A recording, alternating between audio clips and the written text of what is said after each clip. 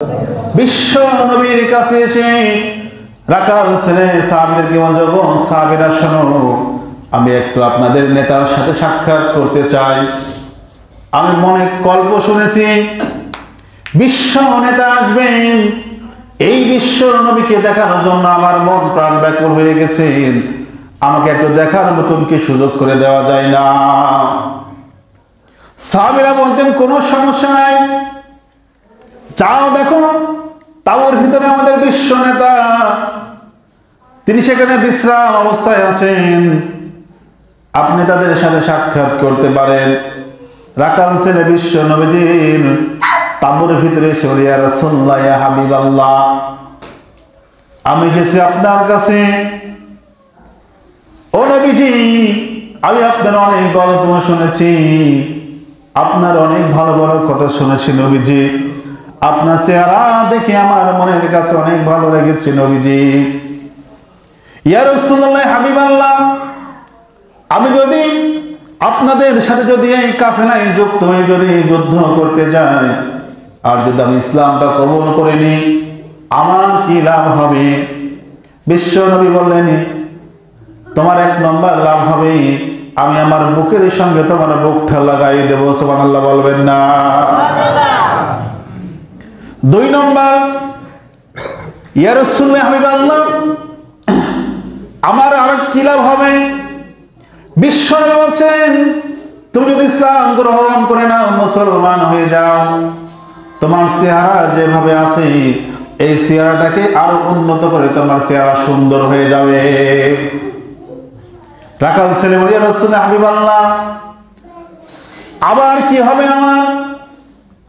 বিশ্ব নবী বলছেন, তোমাকে সবচেয়ে বড় একটা কথা বলি শোনো, তুমি যদি ইসলাম গ্রহণ করো আর মুসলমান হয়ে যাও, তুমি যখন মৃত্যুবরণ করবে, জান্নাতের ভিতরে সবচেয়ে উঁচু স্থান তোমাকে দান করা হবে। বলেন সুবহানাল্লাহ। আল্লাহর নবীকে বলছেন, তাহলে আমাকে মুসলমান বানায় নেন, কোথায় সিগনেচার করতে হবে বলেন আমাকে, কোথায় রেজিস্ট্রেশন করতে হবে, ফর্ম ফিল আপ করতে হবে?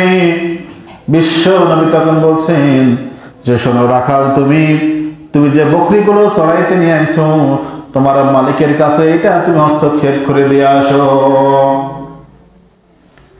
তুমি সেখানে রেখে আসো, তাকে বুঝাই দিয়ে আসো, তোমার যে মালিকের যে আমানত গুলো আছে, আমানত তুমি ফেরাই দিয়ে আসো, তারপরে তুমি সুন্দর করে গোসল করে আমার কাছে আসো, আমি তোমাকে ইসলাম গ্রহণ করাই দেব। বিশ্ব নবীর কথা শুনে রাখাল ছেলে মালিকের বাড়িতে গিয়ে তার সমস্ত বকরিগুলো, ছাগলগুলো তার কাছে ফেরত দিল, তার আমানতগুলো তাদের কাছে তাকে বুঝাই দিল।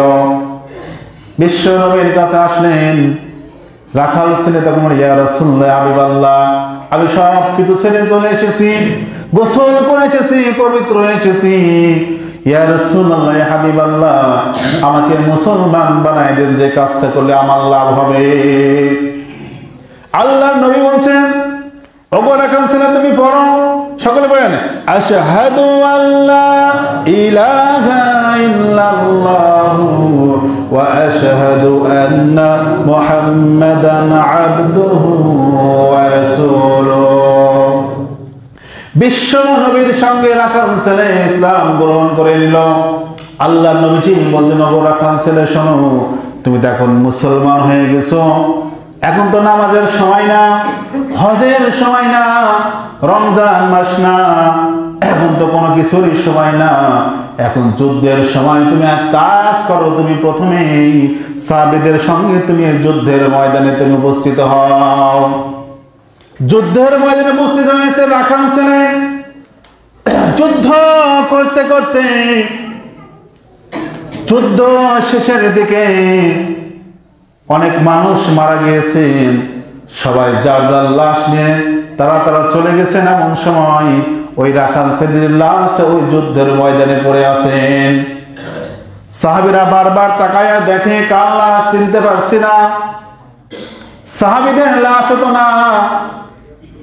বিশ্ব নবী আসলেন, বিশ্ব নবীকে বলছেন, ইয়া রাসূলুল্লাহ, ইয়া হাবিবাল্লাহ, এই যে লাশটা পড়ে আছে, ওগো নবীজি এই লাশটাকে তো আমরা চিনতে পারলাম না, লাশটা কার? আমাদের সাথেও আসি নাই। আর যদি কাফেরদের লাশ হতো, কাফেরটা তো নিয়েই চলে যেত। আল্লাহ নবীর সঙ্গে সঙ্গে সাহাবীরা, শোনো, তোমরা যে এই ব্যক্তিকে চিনতে পারছো না, এই ব্যক্তিকে আমি চিনি। কিছুক্ষণ পূর্বে যুদ্ধের ময়দানে আসার পূর্বে আমার কাছে ইসলাম গ্রহণ করেছি।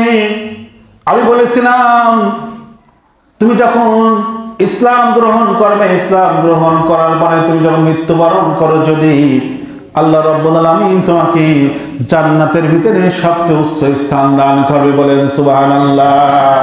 আল্লাহুম্মা সাল্লি আলা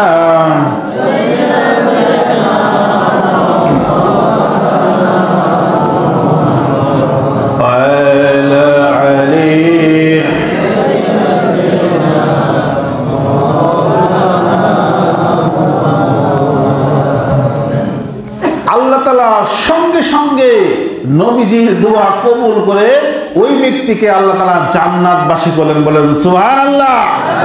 খালি ওই ব্যক্তি নামাজ পড়েছে এক ওয়াক্ত, কথা বলে না, নামাজ পড়েছে, রোজা রেখেছে, হজ করেছে, যাকাত দিয়েছে, এমনকি অন্য অন্য কোনো ভালো কাজ করার সুযোগ পেয়েছে?